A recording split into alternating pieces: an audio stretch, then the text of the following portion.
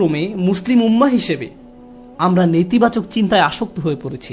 আমরা নেতিবাচকতায় এমন আসক্ত যে কাউকে উম্মার জন্য কিছু করতে দেখলে বলি, কি লাভ এসব করে, কোনো কিছুরই পরিবর্তন হবে না। তার কাজে ভালো কিছু দেখার পরিবর্তে আমরা বলি, আরে ভাই এতে কোনো লাভ হবে না, কোনো লাভ হবে না, অমুক অমুক সমস্যাগুলোর তো কোনো সমাধান হয়নি। ফিরে আসো, আমাদের সাথে নেগেটিভ ক্লাবে যোগ দাও, তুমি এত পজিটিভ চিন্তা কেন করো? অর্থাৎ কাউকে পজিটিভ দেখলে আমাদের কেমন যেন একটা গা জ্বালা করে। জিনিসটা তো এরকম হওয়ার কথা নয়, কেন আমরা তাকে আবার নেগেটিভ জগতে ফিরিয়ে আনছি না? দুঃখজনকভাবে কখনো কখনো এই মনোভাব এমন মানুষদের মাঝে দেখা যায় যাদেরকে আমরা অনুসরণ করি, যেমন পিতামাতা। যখন একজন পিতা সবসময় নেতিবাচক চিন্তা করেন, যখন মা সবসময় নেগেটিভ চিন্তায় ডুবে থাকেন, কিভাবে সেই পরিবারে কৃতজ্ঞ ছেলে মেয়ে বেড়ে উঠবে? তারা যদি আপনাকে সবসময় অভিযোগ করতে দেখে, সব সময় আপনাকে দুঃখ ভারাক্রান্ত দেখে, আপনার বাচ্চারা যদি আপনাকে কখনো কোনো কিছুর জন্য কৃতজ্ঞ হতে না দেখে, কার কাছ থেকে তারা কৃতজ্ঞতা শিখবে? এমন অনেক মুসলিম আমার কাছে আসে যারা নিজেদের ধার্মিক মুসলিম হিসেবে পরিচয় প্রদান করে না। আমি আপনার কিছু ভিডিও দেখেছি, কিন্তু আমি আসলে কখনো মসজিদে যাই না। আমি তখন জিজ্ঞেস করলাম যে কেন আপনি নিজেকে ধার্মিক মুসলিম হিসেবে পরিচয় দেন না? নিজেকে ধার্মিক মুসলিম সমাজের অংশ মনে করতে আপনার দ্বিধা কেন? উত্তরে তারা কি বলে জানেন? তারা বলে এই ধার্মিক মুসলিমরা সব সময় বিপর্যস্ত থাকে, তাদের সবসময় রাগান্বিত দেখায়। কিভাবে এমনটা হলো?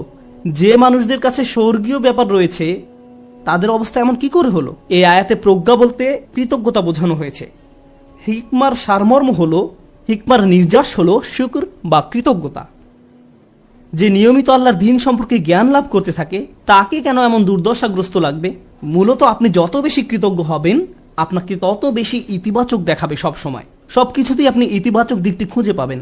এমনকি যখন আমরা দুঃখ ভারাক্রান্ত হয়ে পড়ি তখন আমরা নিজেদের এই বলে প্রবোধ দেব যে আমি এই মুহূর্তে কোন কোন বিষয়ের জন্য কৃতজ্ঞ থাকতে পারি।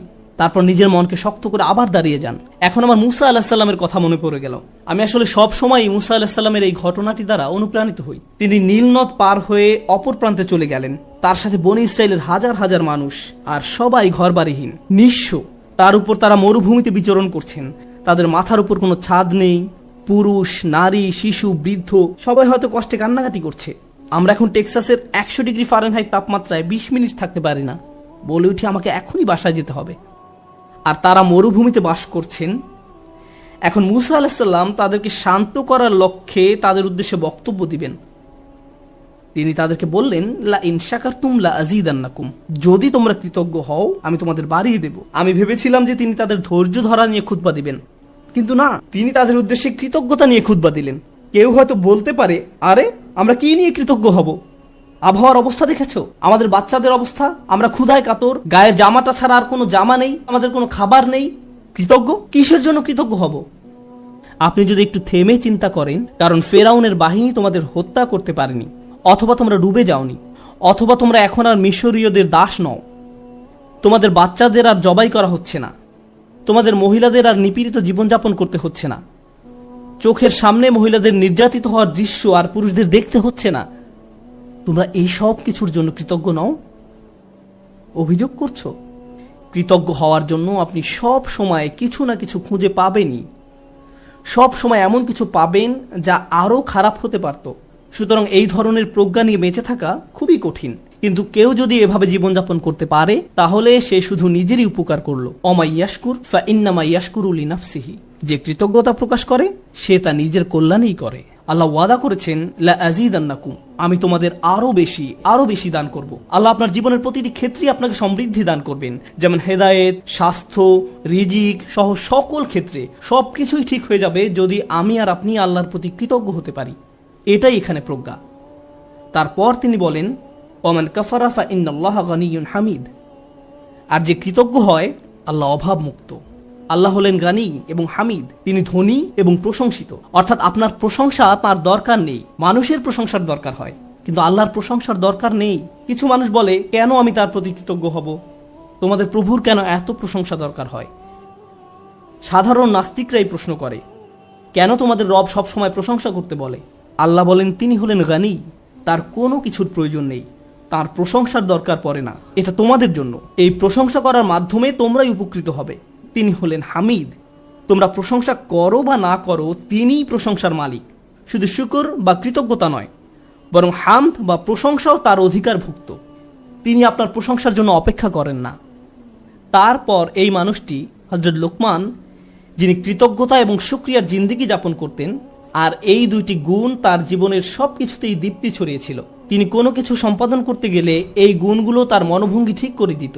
আপনি কি কাজ করেন সেটা যেমন গুরুত্বপূর্ণ, তার চেয়েও বড় গুরুত্বপূর্ণ ব্যাপার হলো এই কাজের প্রতি আপনার মনোভঙ্গি কেমন। শুধু কি করেন তাই নয়, বরং কিভাবে করেন সেটাও গুরুত্বপূর্ণ। আপনারা উভয়ে বিসমিল্লাহ বলে খাওয়া শুরু করেছেন, সব কিছু দেখতে একই রকম, কিন্তু একজনের কৃতজ্ঞতার মনোভঙ্গি ছিল আর অন্যজনের সেটা ছিল না। একজন এই দুনিয়া এবং পরকাল উভয় জগতেই লাভবান হবে, অন্যজন হবে না। অন্যজন এই সমস্ত উপকারের দরজা বন্ধ করে রেখেছে, কারণ যে দৃষ্টিভঙ্গিতে সে খেয়েছিল সেটা কৃতজ্ঞতার দৃষ্টিভঙ্গি ছিল না। শুকর শুধু কাজের নাম নয়, এটা মনোভঙ্গিরও নাম। এখন তিনি তার ছেলেকে কি বললেন? ওয়াইজ ক্বালা লুকমানু লিইবনিহি ওয়া হুয়া ইয়াইযুহু। লুকমান যখন উপদেশ দেওয়ার সময় তার ছেলের দিকে ফিরে বললেন, হে আমার ছেলে, আমার প্রিয় সন্তান, লা তুশরিক বিল্লাহ, আল্লাহর সাথে শিরক করো না, আল্লাহর কোনো অংশীদার সাব্যস্ত করো না।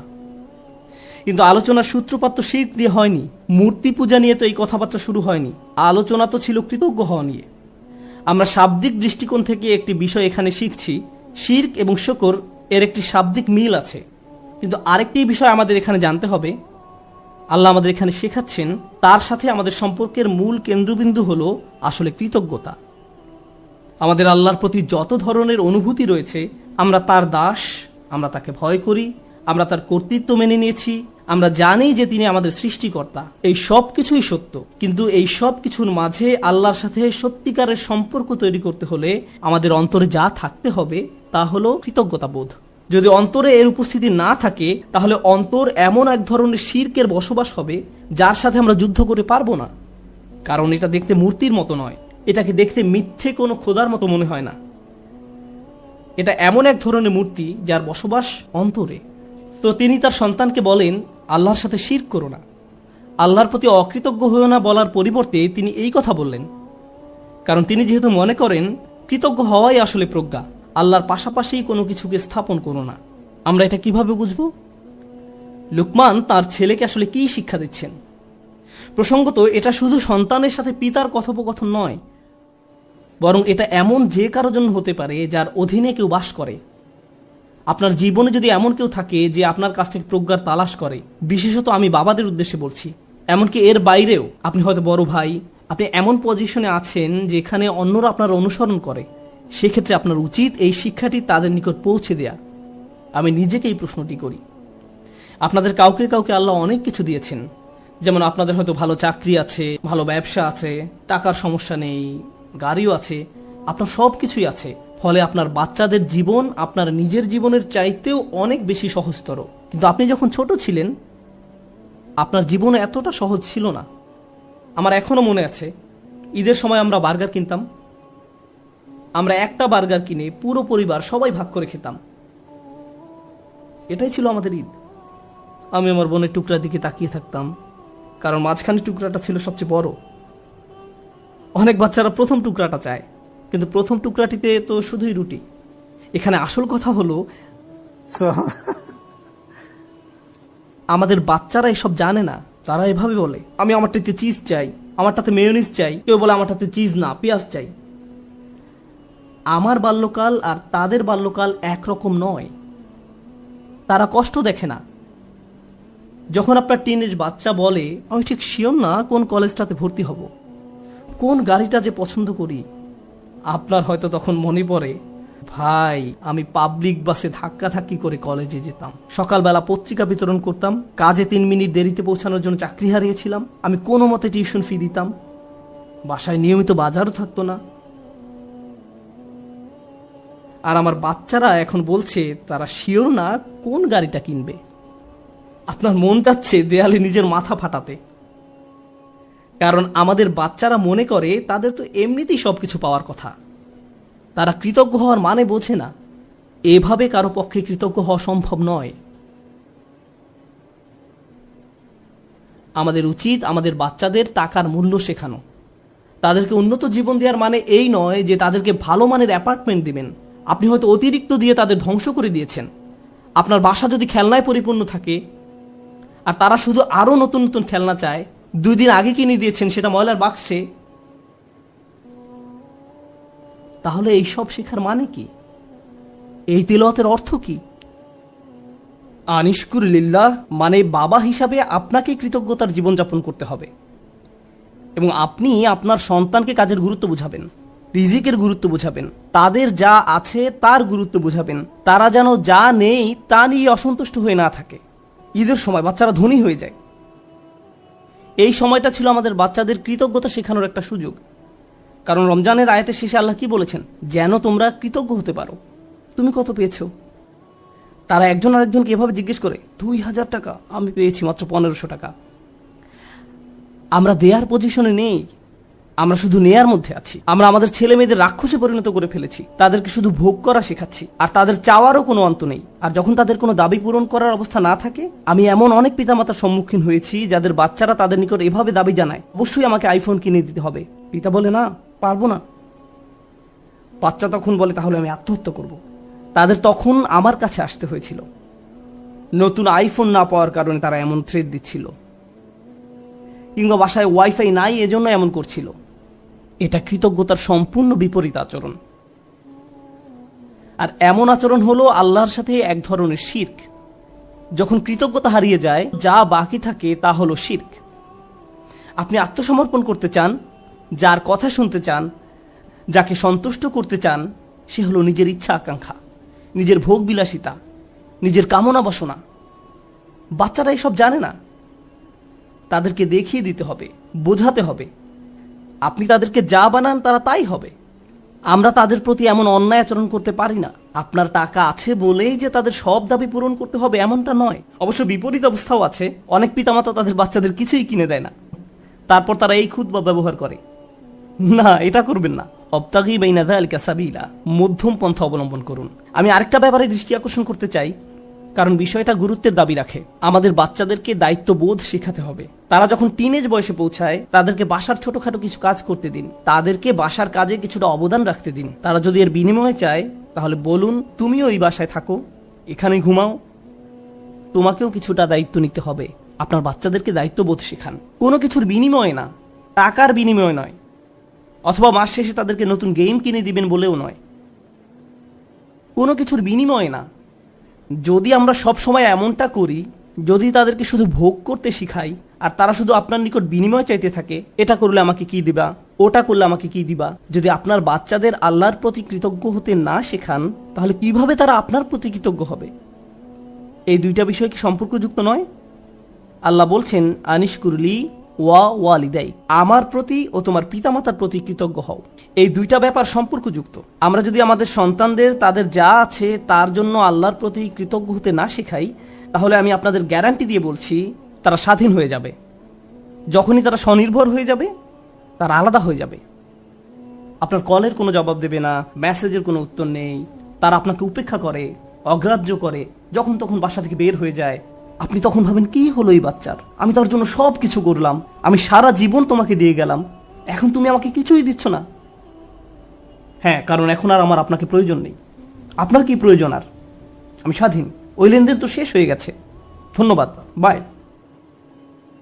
এখন আমরা তাজ্জব হয়ে বসে আছি, কিন্তু সম্ভবত আমরাই তাদেরকে নষ্ট করে ফেলেছি। মানে অতি ভালোবাসা দেখিয়ে আমরা তাদের ধ্বংস করে ফেলেছি। ইন্নামা আমওয়ালুকুম ওয়া আওলাদুকুম ফিতনা, আল্লাহ একটি কারণে এই কথা বলেছেন। তোমাদের সম্পদ এবং সন্তান সন্ততি তোমাদের জন্য একটি বড় পরীক্ষা। বিশেষত ছেলে মেয়েদের পেছনে যদি নিয়ন্ত্রিত উপায়ে টাকা পয়সা খরচ করা না হয়, তাহলে তারা বিশাল এক পরীক্ষার বিষয়ে পরিণত হবে।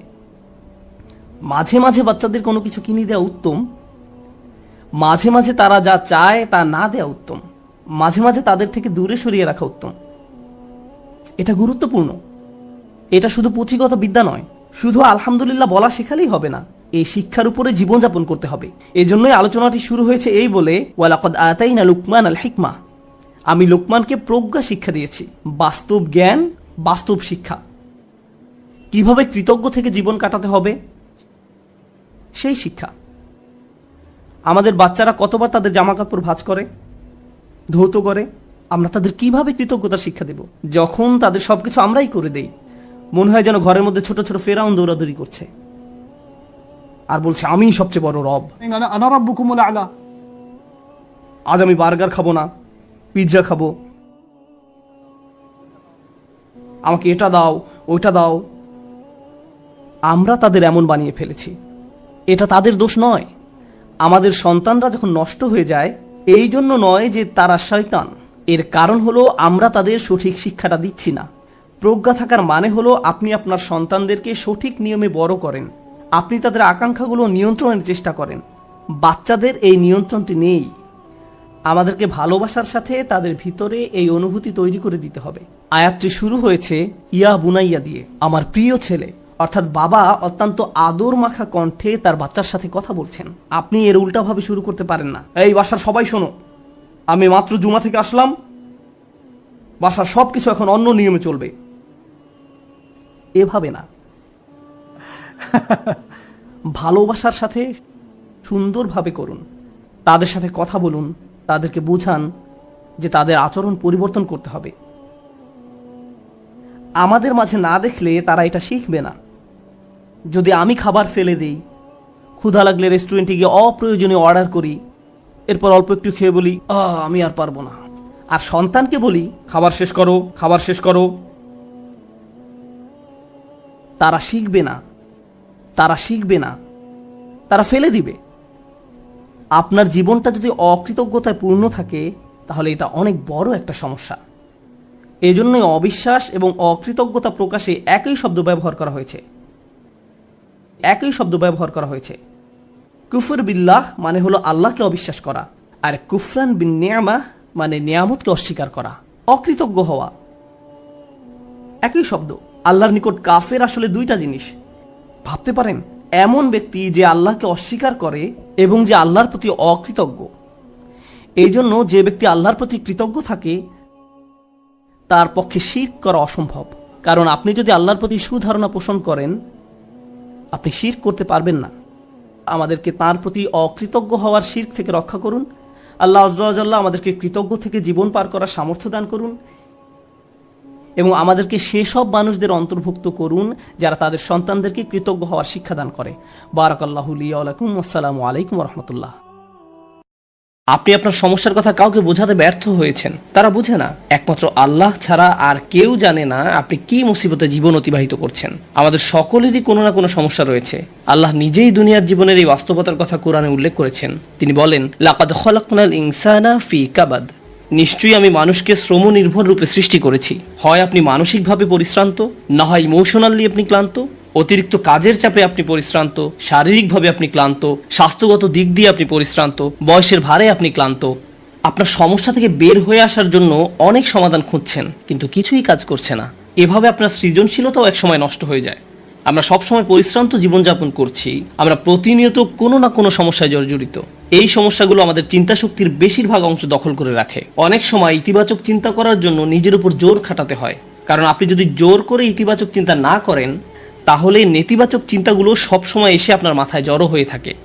সব সমস্যা যেগুলো সমাধান দরকার, এগুলো নিয়েই আমরা সবসময় চিন্তামগ্ন থাকি। আল্লাহর সাথে আমাদের সম্পর্কগুলোর একটি হলো আমরা যেন আমাদের সমস্যাগুলো সমাধানের জন্য তার নিকট দোয়া করতে পারি। আমাদের যা যা দরকার আমরা যেন সেটা তার নিকট চাইতে পারি।